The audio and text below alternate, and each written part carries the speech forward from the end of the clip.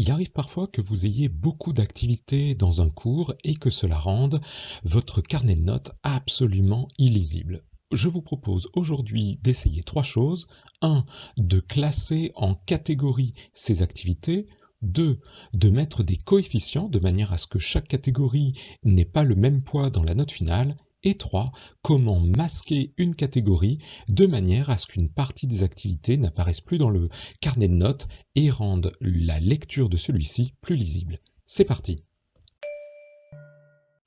À partir de la page de votre cours, cliquez sur la roue d'enclé et cliquez sur Configuration du carnet de notes. La première chose que l'on peut regarder ensemble, c'est en descendant tout en bas sur combien est ce cours. Pour l'instant, il est sur 100 points. Si vous avez envie de changer ça, eh bien, avec l'ergonomie habituelle de Moodle, vous savez que c'est évidemment pas à côté qu'il faut cliquer. Non, il faut revenir tout en haut puisque le cours appartient à la catégorie du cours et que c'est ici que vous allez pouvoir aller dans les paramètres pour changer la note maximale qui sera sur 20. Vous pouvez faire enregistrer et maintenant on vérifie. Si je descends tout en bas, j'ai bien un total de mon cours qui sera sur 20. Remontons. Bien sûr, vous pourriez faire ça sur toutes les activités si vous aviez envie, mais je vous invite d'abord à faire autre chose, ajouter une catégorie.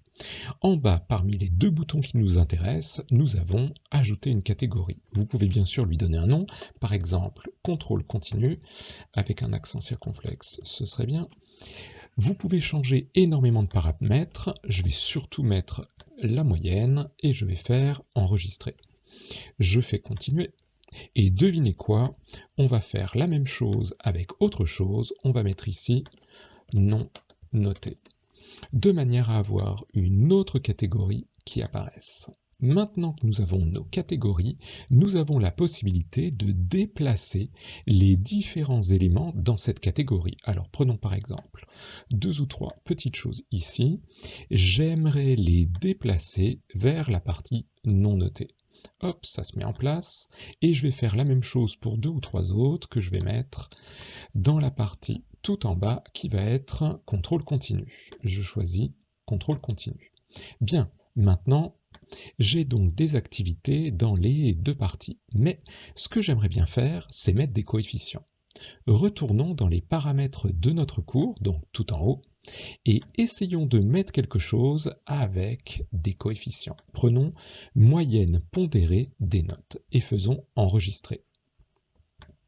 Une fois que vous êtes là, vous voyez que vous avez la possibilité de mettre à chaque activité un coefficient, mais probablement plus utile, vous avez la possibilité de mettre au contrôle continu, par exemple, un coefficient 2, et de mettre par exemple non noté avec coefficient 0.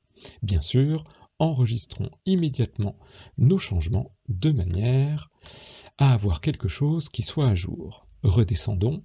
Maintenant, il est possible tout simplement de cacher une des catégories, la catégorie du non noté, de manière à ce que cela n'apparaisse plus dans le carnet de notes.